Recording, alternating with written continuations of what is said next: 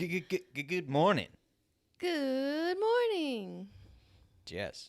Cheers. Oh, it's so far. Oh. Happy Valentine's Day. Oh, yeah, that. In case you're listening and you have a significant other, today is Valentine's Day.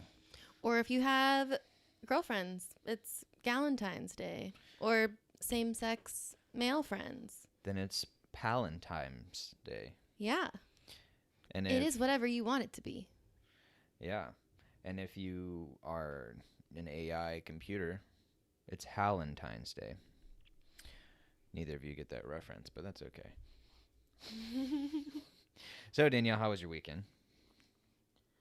It was good. It was fun. Played some board games. Watched some comedy. Watched some Queer Eye for all the feels.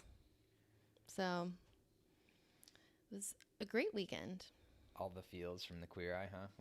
What all do you get from Queer Eye? Well, if we haven't talked about it yet, then anyone watching should go watch Queer Eye on Netflix. It's the remake of, I think it was either an 80s or 90s show, Queer Eye for the straight guy. But now it's just Queer Eye for buddy, because y'all means all. And they basically, there's 5 of them, 5 or 6, and they each have like a different area of expertise. So there's Anthony, and he's food and wine. And I can't decide if he's my favorite or if JVN, who does hair, is my favorite. Jonathan Van Ness. Oh, I was like, I don't think I've heard that name. Yeah. Oh, you're so My hip. sister and I call him JVN. You're so Well, that's hip his with it. Instagram. It's just JVN. So, and he does hair and grooming and like your daily bathroom ritual, of which I want to revamp for you. The one most likely Like to that's say, not existent. yes, honey. Yes. That's Jonathan. And then there's Karamo, and he does culture. And he has like the most touchy-feely emotional talks, and like usually does some sort of connecting the main person with an estranged family member or someone they're having some sort of interpersonal issue with. And oh my gosh, what's the design guy's name? Gray hair. He used to be homeless. Tall. Well, sorry, dude. Sorry, dude. I'll think of it, maybe. But he does their like home redesign, and usually, I mean, a lot of, I guess, the episodes this time, they've been about Tan. No, Tan does fashion. Oh, who are you thinking about? Home design. Bobby. Okay. I was thinking of the Yeah, other guy. and then I hadn't gotten to Tan yet. Sorry, Tan. But I love him too, and I want to do his like intentional wardrobe redesign for you, as I also like recapsulate and reminimalize my wardrobe, because I feel like I did a big chop of like all my stuff when we moved into the RV, and then haven't really gone through it a whole lot since, maybe once, but Yeah, well, I know certainly neither you nor I have done that much of our own fashion purchasing, at least in recent years. yeah, only slightly more so for myself. Yeah, but I've certainly enjoyed the lovely gifts that I've gotten, so I have not had to think about design and fashion. But that being said, now that I do think about them more, I could see a lot more of the value in them. And so, yes, maybe we'll do your little play. DI for the read guy. DI? DI. D's eye. D's eyes. For the read guy. D's eyes. Okay, better than D's. So on Friday, we talked about judgment Mm-hmm. and judginess. Yes. Do you have any other, before I just kind of recap, any other thoughts since Friday on the... I didn't think too much about judginess. Judgment was out of your mind? Probably. That's good. That's probably a good sign.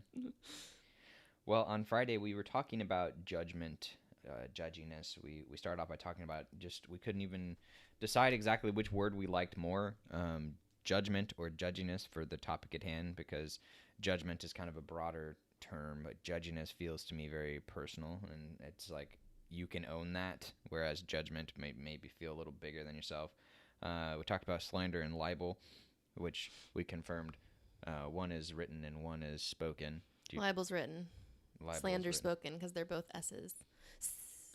Slander's That's how you remember. spoken because it sounds serious. At one point, high school Danielle was like, "This is slander." Or no, actually, I knew what slander was like in middle school Wow. because, well, and maybe, what's the statute of limitations on slander? But my parents had to warn me that sometimes gossip can become slander if people are willing to sue you.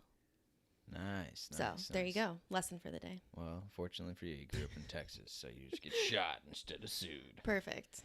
So we talked. We gave a couple quotes from the Bible on judgment. We didn't pull up any other religions, but They've probably got judgment too. yeah, this seems to be a pretty common trend amongst religions. And then we also talked a lot about how a big part of judgment is expectations, and whether those are expectations you have of somebody else or somebody else has of you, or maybe even you have of yourself.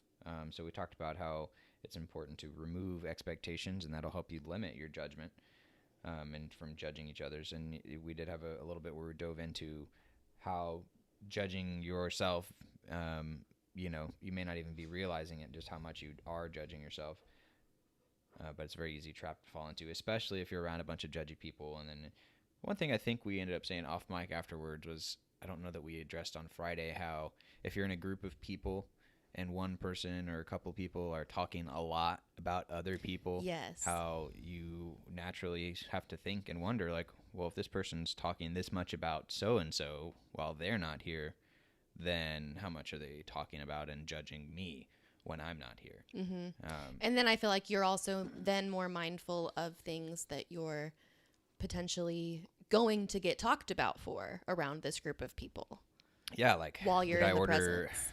the chicken salad when I should have gotten the chicken salad? Like, they might judge me forever, Danielle. Yeah, and then you say just stop shitting on yourself.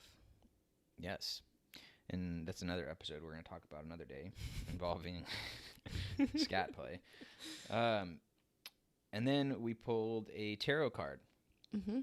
You remember which card it was? It was judgment. Oh, that's right. We searched the deck and found the judgment card. So we pulled out the judgment card. We talked a little bit about how judgments affected your life, meaning you, Danielle, specifically. Any quick highlights from that? Oh, just that I like to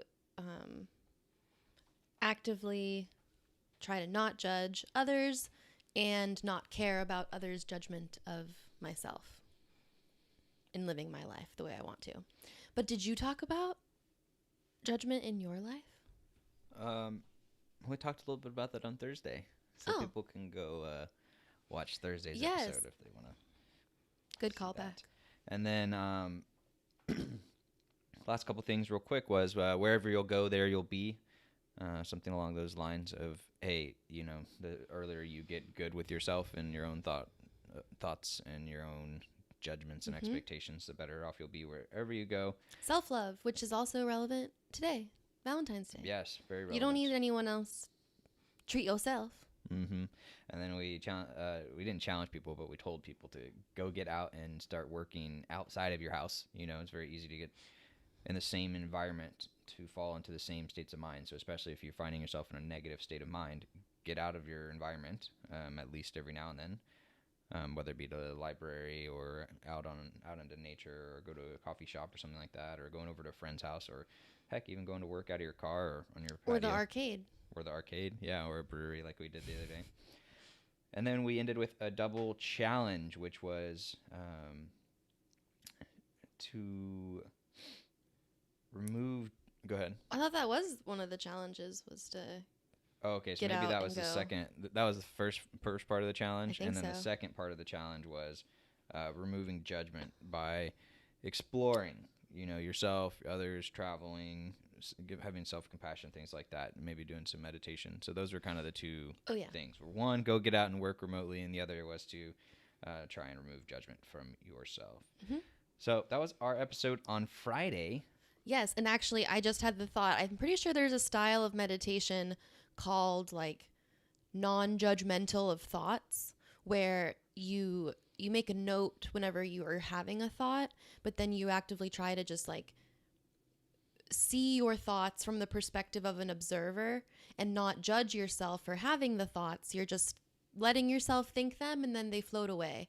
And so I think like maybe we could look up some sort of non-judgmental meditation as well. But I've had that like as guided prompts in my ear before, I'm pretty sure. So The good old thinking float. yeah. So non-judgment. All right, well, let's jump over to our intro.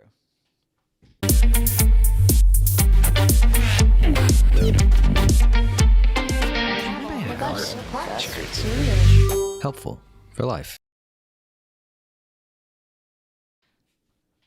Hello and welcome back to What the Hell is Water. This is episode 92. Today is February 14th, Valentine's Day, 2022, the day of love, the day of lust. Love. I love love. What is that from? I feel like we could just do a bunch of love quotes. Marriage is what brings us together today. Then what? Hmm. Oh, she's out of quote. Oh man, She's shaking I it free. I started off real strong. That's the important part. What movie's that from? Princess Bride. Just making sure you know. Oh, you knew? Totally. Okay. Well, now I'm not gonna give you the answer before I quiz you. Not allowed. These are my rules. So for today, we're going to talk about love and other Valentine's Monday morning musings. So we thought it would be a nice little casual start to the week to just kind of start chatting. And Danielle and I were talking off air and don't know that we had told our personal love story yet. So we'll maybe do that and then talk a little bit about maybe what love means to us and then maybe a different types of love. Love languages. We and also potentially threw do out love there. languages. Well, we'll see where it goes. So let's start off with our love story, Danielle. Where do you want that one to start? Well, when my grandparents came over from, that's way too far back. Nice. Good one. But we did tell their love story We did. on the episode about Nanny, the Fun Friday, which was 2 Fridays ago. Yeah, maybe. That sounds right. Yeah. Well, I guess we start with when we met, which was 4th period biology, Freshman year. 9th grade. And we walked in. I'm pretty sure we sat next to each other on the first day. And it was like the sideways chairs that faced the middle section that faced forward. Meaning I remember exactly where I sat. The classroom was arranged in a bit of a U shape. So there's the ones in the back of the room that are faced towards the front. And then on the left and right, there are ones that faced towards inwards. the middle so the teacher could Stand turn up in a at circle Yeah. or be up at the whiteboard and everyone could. Yeah, and that was the class where we learned about Ebola. Fun fact for you. I remembered that because maybe it was because we were talking about infectious diseases with Alexandra or something. And then I was like, I remembered distinctly learning about Ebola because it was the one where she showed a picture, Miss Vance showed a picture of blood coming out of someone's eyeballs and like bloody noses. And then I got my first bloody nose in forever whenever we lived in California. And it was right when that like Ebola outbreak was like on the news or whatever. So I like ran back into the bedroom. I was like, Reed, I have Ebola. But it was just a bloody nose. I don't usually get those. I don't usually get Ebolas. Not on the average week. So that's good. So like most love stories, ours started off with a bloody nose and an infectious disease. That's what Danielle remembers most. Mm-hmm. So we met in high school. Yep.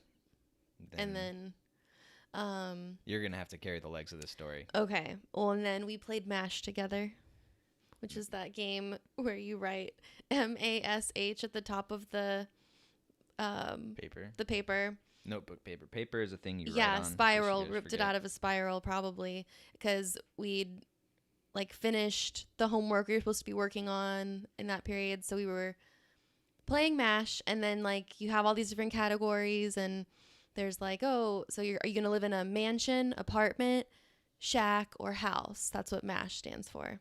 And then there's like, okay, you just write down different categories. Like what style of Yeah, that's I good don't enough know. for the game. So Okay. you've got some. So basically, stuff on one of the paper. categories was like, oh, who are you gonna date, marry, kiss, or whatever? And then To sum it up, it's basically a fun little game played usually between two girls, right? well, Back then, at least. I mean, Maybe. I feel like it could be Sometimes a played with girl and a anyone. guy. Let's say in Texas in the mid 90s, two guys were often not playing this together. That's probably true. All right. So, okay, long story short, since I can ramble, I thought that Reed was going to use the MASH game to ask me out because we'd circled date under the like, what are you going to do question. And then his name was still available. Like two of the four names were still available, and then the bell rang. So we never got to finish our MASH game. It's just like the TV shows and movies put it. You know, there's always a cliffhanger right at the most important part.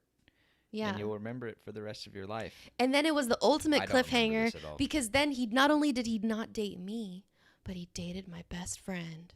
Dun, Dun, dun, dun, dun. So then I dated Danielle's best friend. So to recap, we started off with Ebola, infectious diseases, bleeding out of noses. We moved over to a fun little note passing game, something somewhat related to passing the future, or foretelling the future. Passing interference, sports ball, what? Something related to foretelling the future. Danielle is basically becoming a mystic back then in high school. And then it ended with me dating Danielle's best friend. So then I dated one of his. That's how our love was sparked. Maybe 2 or 3 of yours. She got around. I had a type. It's changed. Yeah, it's definitely changed. I don't know what to do with that. Yeah. So was there any other aspect of our love story that you wanted to share? Well, that was just 9th grade when we met, and then we reconnected and started dating the summer between junior and senior year of high school. Was the summer of 08. Yeah. Oh, yeah. And then we have been together since we were 17. We went away to college together at A&M, which Reed always likes to say is a good thing that happened. Otherwise, we wouldn't still be together because he would have broken up with me if we went to different colleges.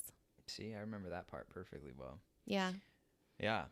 I was very much of the idea, like, okay, we're not going to get married from high school. Like, I'm going to go to college and date some people and then eventually settle down. But that was the thing for me about dating in high school was I took dating very seriously in high school, and dating in high school can vary a lot based on who you are. Sometimes it can be non-existent. Sometimes you can, fool around with a whole bunch of different people. Sometimes you can take it very seriously and try and have a deep relationship with a person. Now, I'm not going to try and say that, dating as a 15-year-old is the same as dating as a 30-year-old. You know, you've figured out a lot more about the world and yourself and all of that kind of stuff by the time you've lived twice as long, or at least I would hope so. But that being said, I don't think it's nothing to be spending a lot of time intentionally with somebody. And that was one thing I definitely did with all of my girlfriends, including Danielle, was whenever we dated, we spent an inordinate amount of time together. And would do so for months and months and months. And I had a kind of a 3 to 4 month rule. I was like, all right, after 3 or 4 months, like, we're not going to get married. What's the point of it still going on? Yeah. And then he tells me about this rule at our 3-month anniversary date. So I was like, okay, but he just gave me flowers. So I'm pretty sure he's not breaking up with me tonight. And then that was when I guess your family knew about this rule, and so they're like, "Oh, Danielle passed the 3-month mark. Must be serious." Yeah, and well, you know, when I look back at the number of times I've cried in my life before, say, 28, there was like 2 that I can remember basically. And one of them was when I was breaking up with one of my girlfriends because Oh, what a softie. I know, because really my main and only reason was like we're not going to get married. This was the rational read way back then, fighting with the emotional read, which was like there's no reason for us to stay together. Like we're just going to be delaying the inevitable pain. That's so funny. You know, got the good practice in, learned some things about what I do and don't like about certain significant others or relationships and how much time we spend with each other. And then, of course, you have those secondary interactions with family and other friends and stuff like that that all get kind of played out in a relationship. So got all that experience, leveled up. And then, so broke up with one girlfriend. And I remember crying a lot about it. And I also remember the girlfriend being like, well, then don't break up with me. And I was like, nah, sorry. Yeah, I was gonna say, like, you say that, oh, it's like the rational read fighting with the emotional read, but I don't know how rational it is to be like, oh, we just can't be together because of this 3-month rule that I have, that I arbitrarily decided out of nowhere. It wasn't arbitrary. It was a good, rough, if you look at our significance test. Well, I mean, 3 months, you're definitely still in the honeymoon phase. So, like, really, what are you testing? But, like, there wasn't time for anything to be wrong. Well, time scales are a little different in high school, and let's be real. It's also because, in a quote-unquote adult, normal relationship, you've got other stuff going on in your life, and you don't see each other that often comparatively, and you don't spend that much time together. Whereas in the high school relationship, especially when you live very close to every single person you're dating, it's like, oh, you see each other all the time. And especially if you get to go to the same school. Yeah, especially if you get to go to the same school. Whereas compared to a life, an adult relationship, it's like, oh, well, especially early on in a relationship, and maybe we go on one day a week or something like that, or every other week or something, maybe even sparser than that to get started. So it's a little different than like, all right, we have the little courting or whatever phase before where we're hanging out as friends, which happens for a non-zero amount of time. And then it's like, all right, we're going quote unquote hot and heavy for weeks. Did you just like transport back to the 50s? Oh, yeah. I was like, oh, is he about to say, let me go steady? So yeah, so that's how our love story started. And then what? What after that? So you met me in the summer before school, and then after that, just love till the end. Anything else from that story you want to share, or is that pretty much it? I mean, that was we could tell our engagement story if we wanted to, but I feel like that's the beginning of our love story. Were there other... Sure. No, go for our engagement story. I'm just trying to remember these things. No, I mean, I'm good changing the topic. I just, I wasn't sure if there was another part of the story you were trying to get me to tell. No. Okay. Just we can be done. Just checking in on our love story. So when it comes to, let's talk about Valentine's Day specifically. Okay. When it comes to Valentine's Day, what do you think about Valentine's Day? I think about being in school and like when you had your little box that you made, and then like wondering if your crush was gonna like write anything extra on your Valentine. And then like in middle school, whenever you could start sending carnations to people. For some reason, that's what the first thing I think of was like what Valentine's Day experience was like in my school days, even though I haven't experienced a Valentine's Day like that in forever. So yeah, well, that's kind of when you're trained what Valentine's Day is, right? Like, yeah.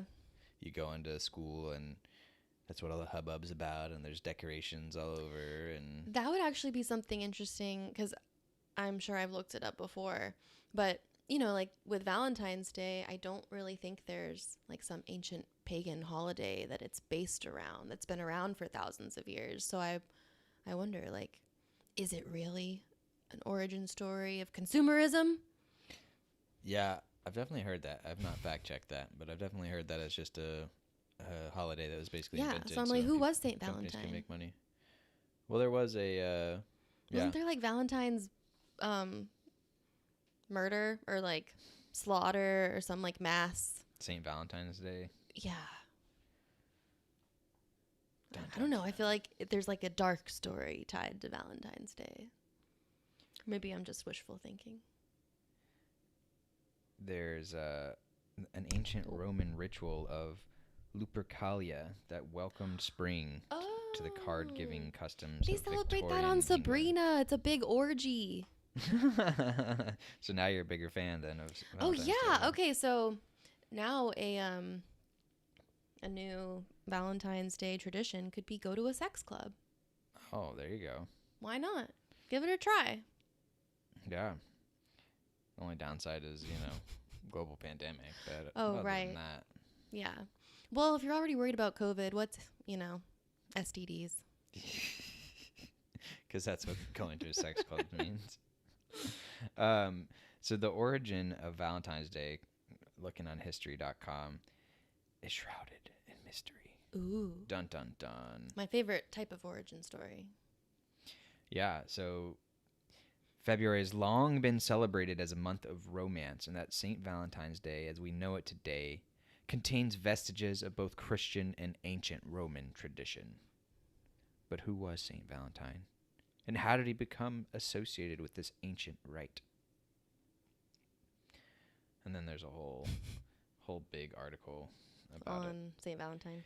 Yeah, there's actually 3 St. Valentines within the church.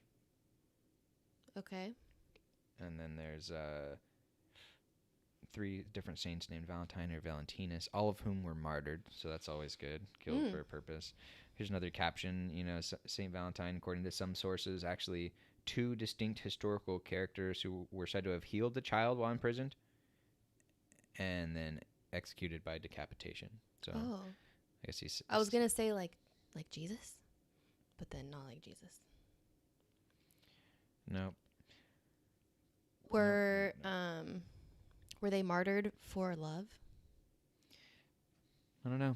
I think that's the end of my Valentine's history knowledge. Well, I thought, So yes, that was from history.com. So it didn't give a very strong immediate tie, and it says it's kind of... Well, and can you trust history.com? Are they like a reliable history source, or are they all contaminated by consumerism too?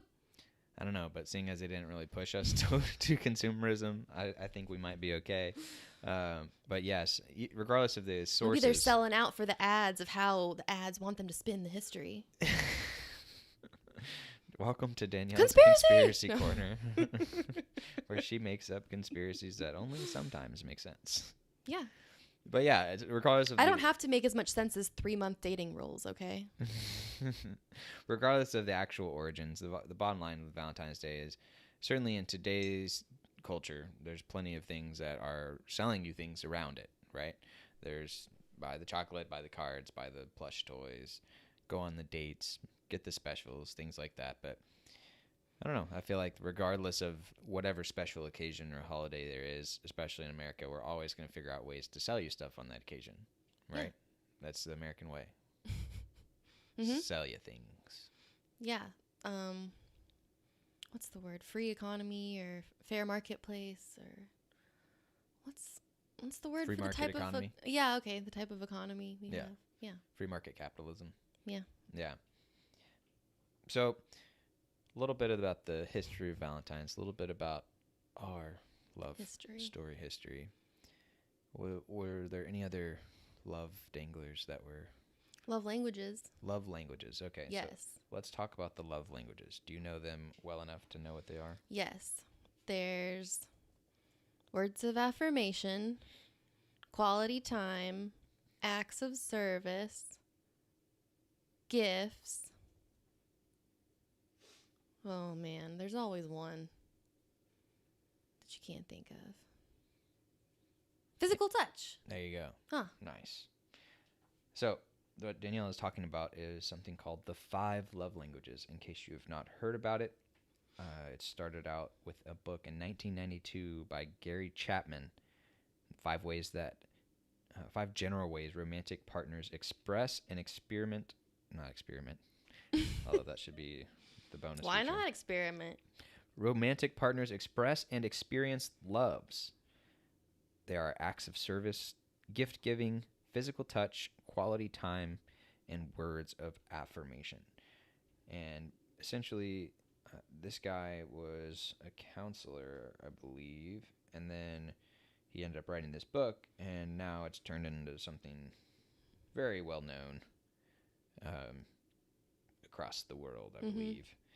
But the whole concept is that we all have different ways of that we like to give and receive love. And I think in the modern books, they actually have you take 2 tests based on how you want to give and how you want to receive. Possibly. I think what was maybe I guess touted as like my first understanding of the book was that it's very common to try and give love to your partner in the same way that you want to receive love. So you kind of have to train yourself to intentionally show your partner love in the way they want to be shown love, and also communicate your desires to be shown love the way you want love from your partner. So yeah, so using basically the whole concept is you take these little quizzes, which you can probably find ones online, and they help you figure out which of these love languages are best for you. And like, oh, okay, well, I personally, and I'm making this up because I don't think I've taken it yet, but shocker, a personality quiz that you are obstinately not taking for as long as you can possibly avoid it. Danielle likes personality tests, and so and I really want to know what Enneagram he is, and I want to know. Well, we finally got the Hogwarts house. Gosh, that was a battle. Now it's making me think of the Hogwarts battle. Yeah, nice. Intentional. Yeah. With Danielle, you know, you guys might have heard her mention the other day how she's a bit of a rebel, and so if she wants something a lot, then it's only natural for me to want to rebel against her and not give it to her. So by not doing these personality trait quizzes is one small thing I can hold against you. But so let's say words of affirmation and quality time. Let's pretend those are the ways that I really like to and well, those are my service. top 2, so There we can you go. actually just say that's so me. For Danielle, she, really important to her are words of affirmation, which is kind of like compliments, like saying, "Hey, you did a good job. You know, you're a good girl." Pet. I mean, it's not just that. Oh yeah, what is it? Well, it's also like dirty talk, like Oh. it's other ways of being shown, or just like having a really good conversation, or like telling stories that you've never heard before, and like, yeah, I don't think it's just compliments. Well, it's called words of affirmation, Yeah. so I think that might be But more it's focused on that. affirming your intimacy or like your closeness in the relationship. It's affirming like reasons why you're attracted to your partner. Like, I feel like it's not just affirming my like compliments of you. But I don't know. I haven't looked at it in a while. Yeah, I don't know either. But it's also worth noting that your other one that you said was quality time. So quality time could, between the 2 of those, words of affirmation and quality time, you like spending time with me, your love, and you like talking, basically. And I like love letters. Love letters. So love notes. So yeah, those are all words of So affirmation. say those are Danielle's love languages. So if I am looking for our relationship to be successful, then I will try to emphasize those love languages, because say, for example, other ones on here were acts of service and physical touch. And when you say physical touch, I mean, that could mean, sexually physical things, but it also could just mean like, hey, here's like the comforting touch on the shoulder or the leg, or like, the I want hug. you to hug me more. Yeah. I want to snuggle, all those types of things. And then another one, giving gifts and acts of service. Maybe those aren't as important to Danielle, so I may not get the same reaction that if I give some sort of gift to Danielle than I would if I give her some like really meaningful compliment or if we spend a bunch of time together. So that was one thing we wanted to talk about for our Valentines, since neither of us are really big on the gifts. We typically don't go out. We don't do something. We have over the years ended up getting some chocolates because we know we both like chocolate, and there's a time where you can get assorted chocolate for an inexpensive price. Why not? But other than that, and maybe the occasional flowers, there's really not much gifts given. It's more about us spending time together, and maybe we make some food at home. Maybe we end up ordering out. That doesn't really, we don't really have any rhyme or reason along time of it, but quality time is a big one for both of us. But one important thing, as we were talking about, to make sure you know about love languages, and we'll move on, is just know that your love language can be different than your partner's love language, because you can change over time. And too. They can change over time, because you can be sitting there thinking like, well, I'm cleaning the house all the time, like keeping this all in really good shape, and like, why aren't they like, one, why aren't they saying anything, and two, like, can't they see that I love them because I'm doing all this work for them? And in reality, maybe they just aren't even noticing at all, because that's not one of their love languages. And so if you were to try shaking it up, or maybe even ask them, and you could sit down and have that conversation, and I jokingly put off the test because we've got each other pretty well figured out, but you could sit down and do this test in less than 10 minutes for sure. I wouldn't be surprised if it was less than 5. Yeah. And it's just like, you sit there and it says, oh, would you rather do A or B? And you just say, oh, A. And then you just go through, and at the end you tally it up. Yeah, and it's very quick and easy to do. So natural challenge for today. I guess we'll just have that be our challenge. Go do your love languages. And I'll do mine at some point, and we'll discuss. Yes. And we dropped a link for that in the quiz, in the chat. We dropped a link to the quiz in the chat. But yeah, because that's the thing that, we've even seen in our lives. There's some people who, they're just kind of like seeing past each other. It's like, I'm working hard at our relationship. But we're working on aspects that the other person doesn't really appreciate. And so they both are feeling like they're putting in the effort, and it's not wasted, but it's just not as tactfully applied or intentionally directed. Yeah, and it's harder to see that the end goal is the same when the approaches are like opposite, or I don't know. Yeah, maybe. That's great. I mean, it makes me also think of the book Why Good People Are Divided by Politics and Religion. Same kind of concept is like, hey, Republican, Democrat, whatever, a lot of times you guys all want the same thing. You want some improvement for society. You want people to be taken care of. You just disagree on who does it, how it's done, and how it's implemented. So the sooner you can kind of recognize like, hey, like, yeah, we both want this relationship to work. I want the best for you. You want the best for me. We want the best for like us as together. And maybe over these days, months, weeks, years, you realize like, oh, we're not fully aligned. And so it kind of reminds me a lot of what, Alexandra says, like, think about where you want to go, what you want to be like in the future, and then collect the data today to help you go there. And so this is one little way you can easily collect some data, because you're intentionally saying, hey, partner, or even potential future partner, like, I really would like for us to have a solid relationship. And I think one of the ways we could do that is by better learning how we like to receive attention and love. And so you may not believe in this thing at all. You can roll your eyes all you want, but can you just do this thing for 10 minutes for me? And then we can potentially try and implement or change things from there. And then the earlier on in your relationship, the better it'll be, because then you're like, don't have to spend 30 years buying gifts for your spouse when they tell you on their deathbed, like, hey, I'm allergic to flowers.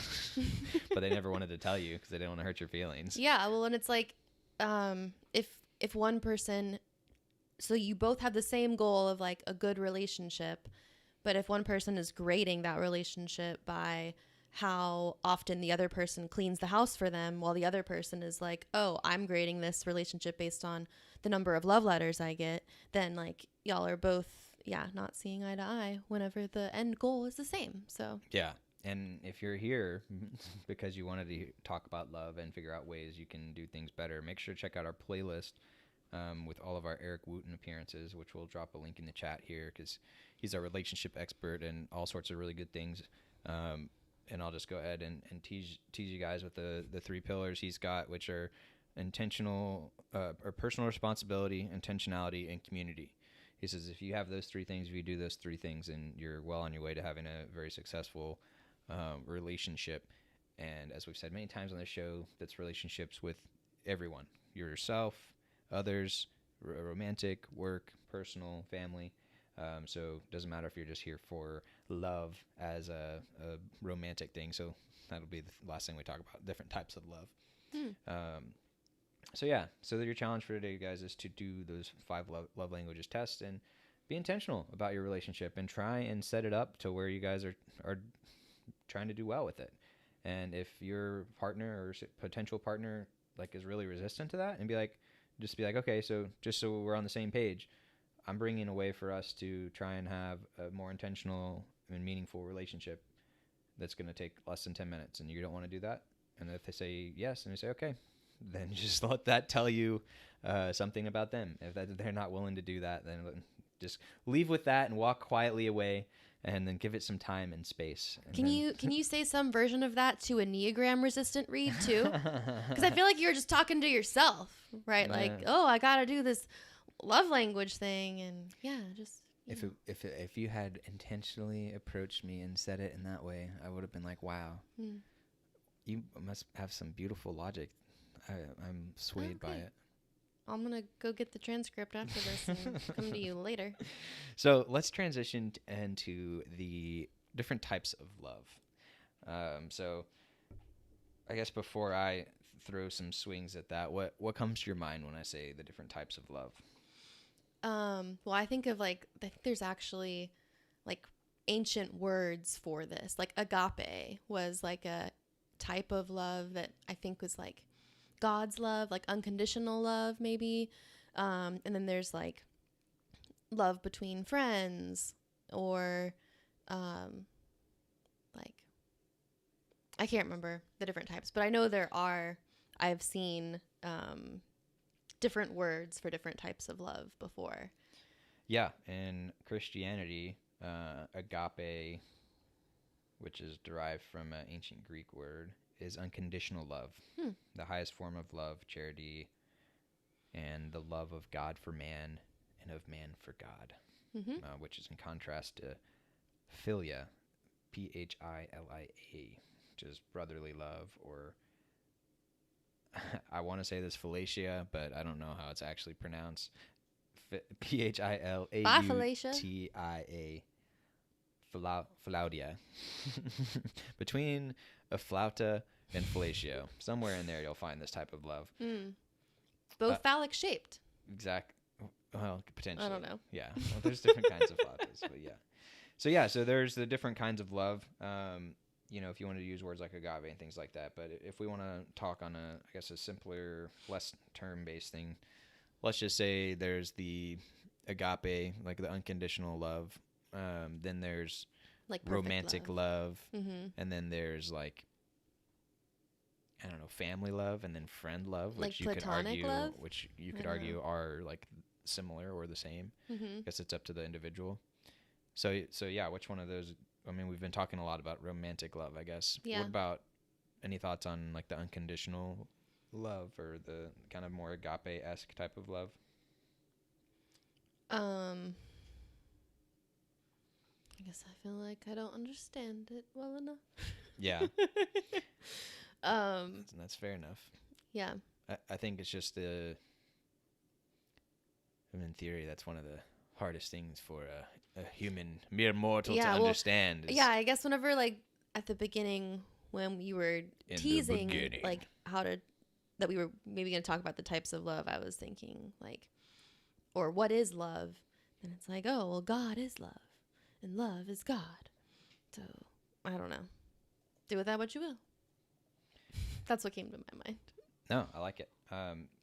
So the unconditional love, the also when you type in agape, the word agape comes up, which is like wide open with your mouth, especially with surprise or wonder. Or ready for fellatio. Sorry. The best kind of yours. unconditional love.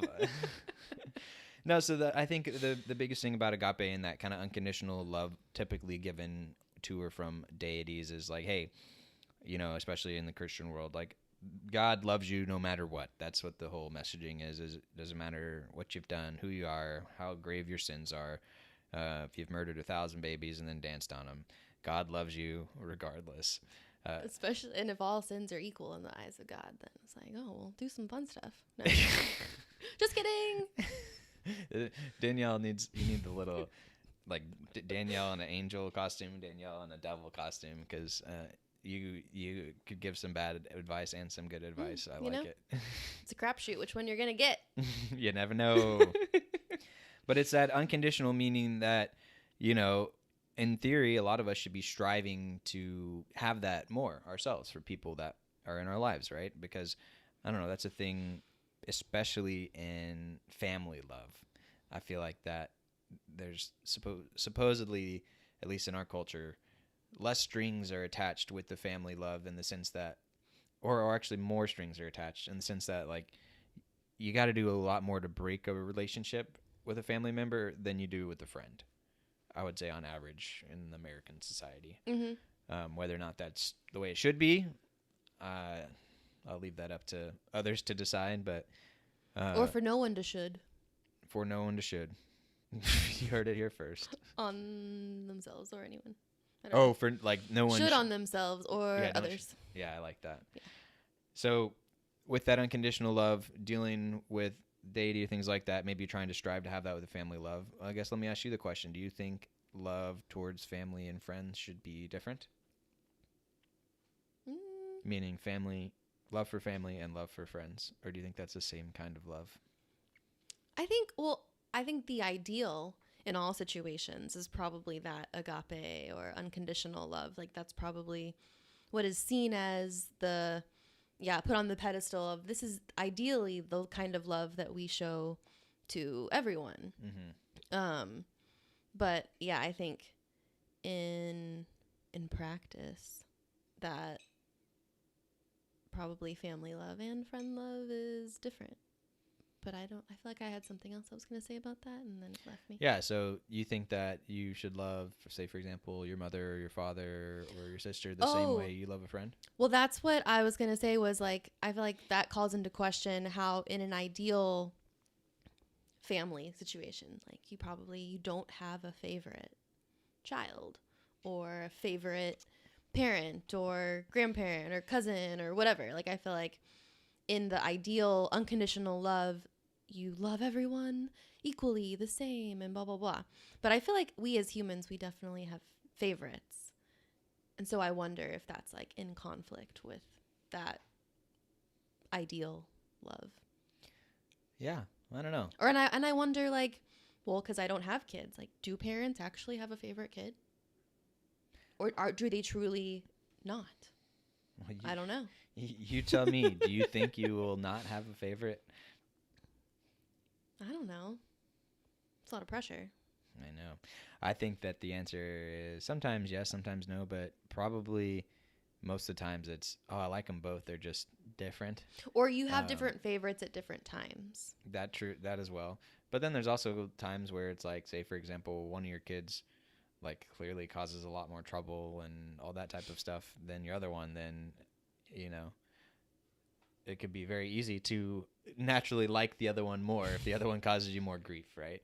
Mm-hmm. So I think that's part of the reason why things like agape or whatever are given or from some higher power who's above all of the, I guess, pettiness, if you will, or also doesn't, and arguably doesn't suffer from the downsides of what that one person's doing. She's like, oh, that's fine, brother. I'll just turn my other cheek, and then my other one, and just I'll take it all.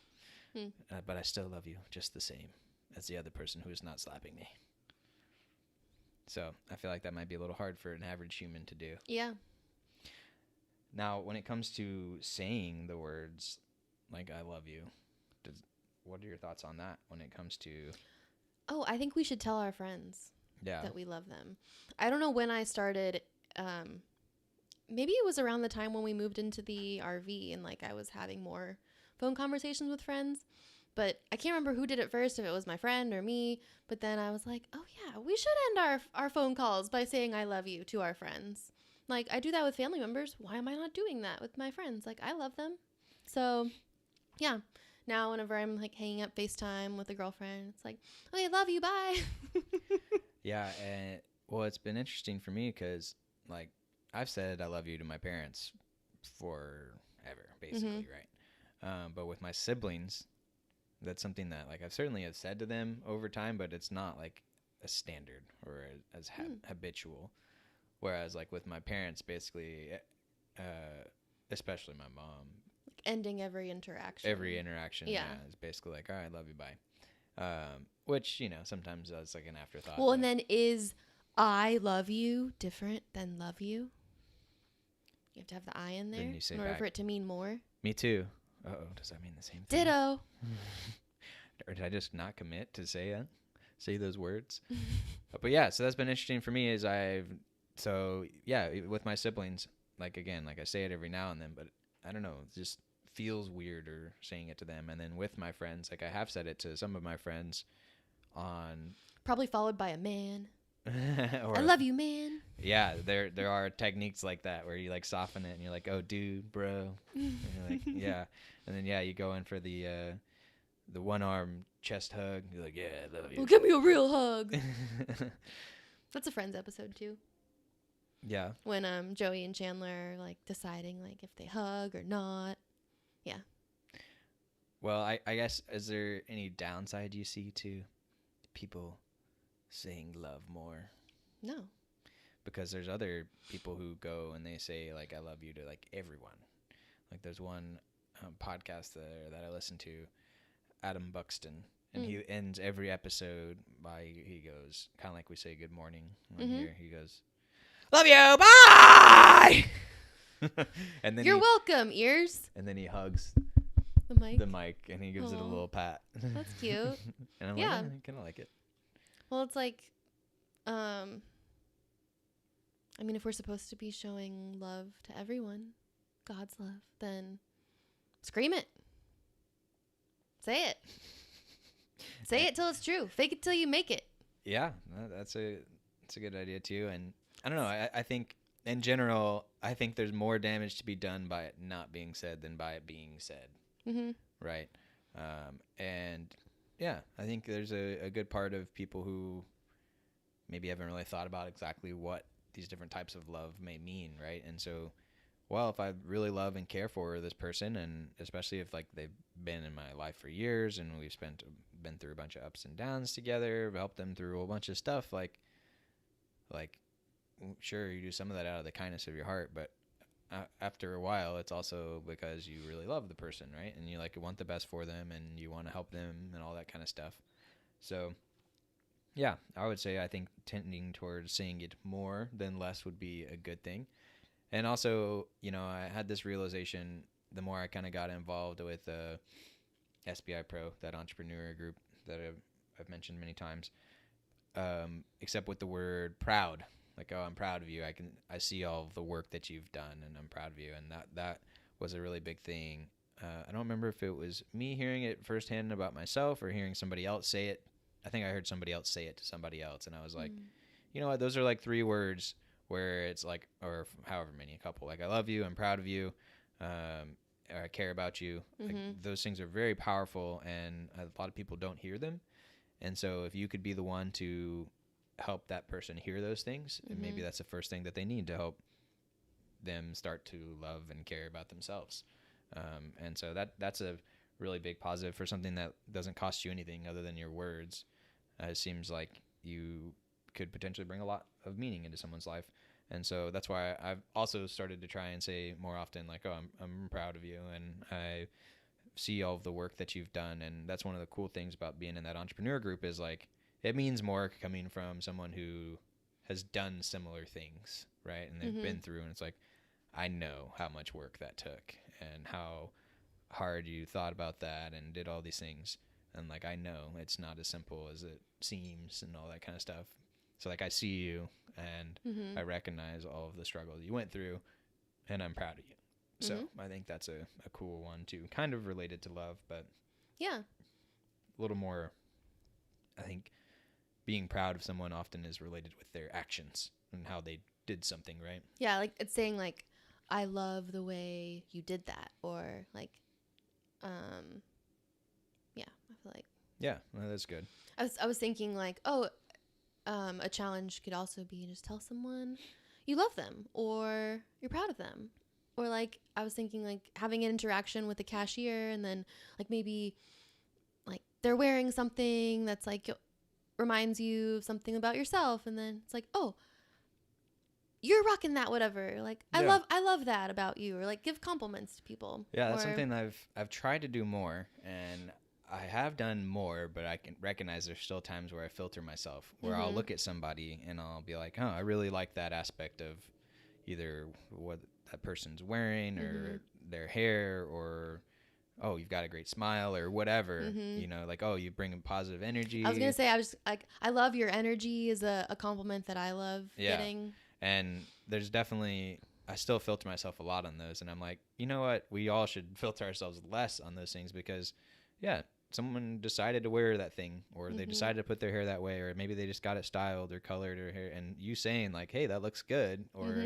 you know, looks like you're feeling yourself today or whatever. Yeah, especially in a space where like maybe there wouldn't have been an interaction at all. It's like, if you're putting out positivity and then like you walk away and that person's smiling, like where they didn't have, you know, much of an expression that could be before, the little light in their day, like in the line at the grocery store or whatever, just that casual mention of the person in front of you, like, hey, those are really cool shoes, or you recognize a t-shirt, and that's a really big one. Like if you recognize something that they have, like you're part of some subculture together, like that's a natural lean in to have a discussion, like, oh, that's a really fun, you know, Mario shirt you're wearing. Like, do you like video games? Like, yeah. And then if they're not feeling that conversation, be like, you know, they can give you the signals and stuff. Like, all right, cool, and be on their way. But maybe, who knows? Maybe you'll end up making a friend. Maybe it'll be your love story. Yeah, or it doesn't have to be as big of love as love. It can just be a little snippet of human connection. Exactly, which I think is another thing that we've all kind of taken for granted a little more during these pandemic times. Is like, oh, I don't need to go to the office. I don't need to go get my groceries. I have everything delivered to me, and I'll never leave my house. But there's a phrase, and a term, I don't remember what it is, but it's kind of like the soft secondary relationships that you have with people. And you know, someone we had in our show, I don't remember if he talked about this on the show or this was off air, but Hunter Hodnett will share his episode in the chat. But I was talking with him one day, and he was like, man, I took a 10-day trip or something like that, and it wasn't until I got back from that I realized, like, man, people were wondering where I was. You know, like at your local coffee shop. Yeah, they're like, they were worried about me, and I was like, and that was really cool. You know, I'm like, next time I go on a trip for a while, I'm gonna make sure tell to your tell local them. community. But yeah, people, you know, the person who gives me coffee, the you know, I go and sit in this co-working space, or I go and get a beer every Friday over here. Those types of people were like, oh, well, yeah, like we don't necessarily know each other's life story, but we interact with each other here and we recognize each other. Maybe we don't even know each other's name. Maybe we never talk. But as you start to see those people more often, and maybe have a couple of meaningful interactions with them, and maybe do ask them like how they're doing or whatnot. I mean, if you see them all the time anyways, like why not make that a little more rich of an experience? And especially if you're at a place of business, you know, why not suck up to them, and who knows, maybe you'll get nice stuff or good treatment. Or you could just be like a regular. I want to be a regular. Yeah. That's it. Full stop. I want to be a regular. Well, cool. Well, I think that is a good spot for us to wrap up our love today. So it's been real, Danielle. It's been real. You know, however many years we made it to. Time to wrap it up. So today, with a bow, on February 14th, 2022, we talked about love, which started out with our love story. And of course, what good love story doesn't start in Ebola and ninth grade biology class, when we sat next to each other, played a silly little notebook paper game called MASH, had some 4 foreshadowing there that Danielle and Reed may date one day, but the bell rang, so we never knew what will happen. And talked a little bit about my 3-month rule for dating, which I don't think is a horrible rule even for adults. Like maybe it's 3 months, maybe it's 6 months, whatever it may be for you. But having a set amount of time where it's like, hey, like we're gonna do this thing and I'm gonna evaluate it. Not saying we're gonna for sure break up at the end of that time, but I'm gonna intentionally ask myself like, should we keep going or should we not? Because I feel like what happens a lot of times is people don't intentionally have that checkpoint where they're asking that, and then they end up like a year, couple years, 5 years down the road, and they're like just kind of together still by momentum. Which I think there's something to be said about as well. But yeah, like maybe that was the momentum you needed in order to realize like that was the relationship that was right for you to fall into. Right. But having some yeah, check-in you points. can fall into some relationships that maybe you should kick yourself out of that cycle. Yeah, and sometimes it takes someone on the outside to see that and be like, oh, well, like, aren't you like excited to go hang out with that person? And it's like, well, no, I guess not. I guess I just feel kind of obligated to them. And then maybe you have something like that. I've seen it in a rom-com, Danielle, so it must be true. Definitely. We gave after our 3-month rule discussion, we had a not the best nor most complete history of Valentine's Day, but we talked a little bit about the various types of saints in Valentine's Day, and a little bit about consumerism. And then we talked about the love languages. We gave you guys part 1 of our challenge with our two forked challenges like we're good at doing, which was to go do the love languages quiz. We talked a little bit about the different types of love, including agape, which is kind of like the unconditional love. We also talked about friends, family, and I guess just average everyday person type of love. And then our kind of secondary challenge or second fork of the challenge was to tell somebody that you're proud of them or do something to spread the love to them today. And that's pretty much it. Any other thoughts on love before we head on out? Nope. Love you. Love you too. Y'all have a wonderful rest of your day.